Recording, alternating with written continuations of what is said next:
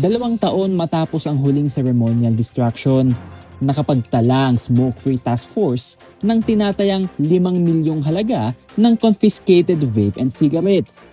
At ayon sa Smoke-Free Task Force, sa mga universidad nagmula ang karamihan sa nakumpiskang vape products.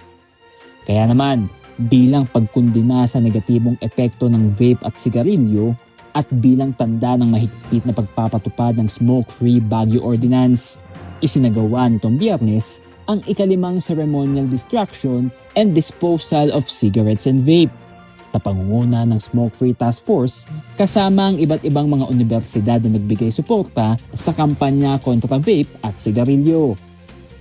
Sa kabila ng epektibong kampanya, ayon sa task force, kailangang mas paigtingin ang ordinansang may kinalaman sa regulasyon ng vape at tobacco products para maisakatuparan ang hangarin ng Baguio na maging smoke-free city.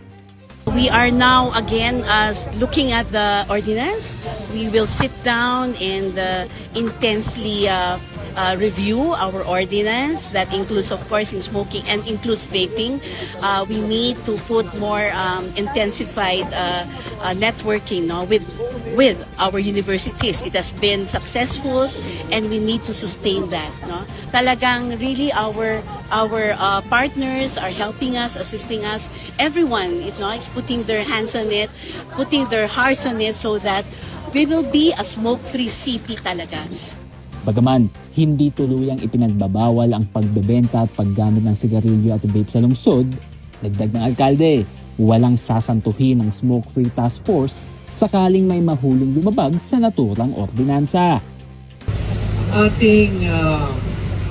Ating guideline dito sa siyudad ng Baguio pagdating sa smoking, the only place for you to safely smoke is inside your rooms. Diyan sa bahay ninyo o kaya dyan sa mga hotel rooms nyo, dyan lang kayo pwede. Other than that, pahuli namin kayo rito sa siyudad ng Baguio. Kahit na meron pa kayong info na meron mga certain safe areas where you can smoke. Bawal po sa amin yan sa siyudad ng Baguio.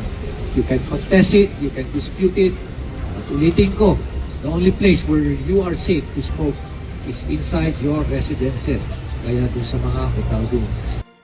May panawagan din ng Smoke-Free Task Force sa publiko. Let's all be part of this smoke-free city, dahil lahat po tayo ay makikinabang, social responsibility ng bawat isa na maging umiwas po sa smoking and vaping. Tulungan po natin ang ating mga anak, tulungan po natin ang ating mga kapitbahay, tulungan po natin ang ating kapwa-residente na maibsan po o maalis po ang kanilang smoking and vaping habits dahil po ang next generation, yung mga anak ng anak ninyo, will be affected. Ang ceremonial destruction and disposal of cigarettes and vape ay isa lamang sa patunay ng konkretong hakbang ng lokal na pamahalaan tungo sa Smoke-Free Baguio. At sa tulong ng bawat isa, hindi malabong makamit natin ito tungo sa mas malusog na mga baga ng bawat residente sa lungsod ng Baguio. Conan Golapa para sa PIO Baguio Balita.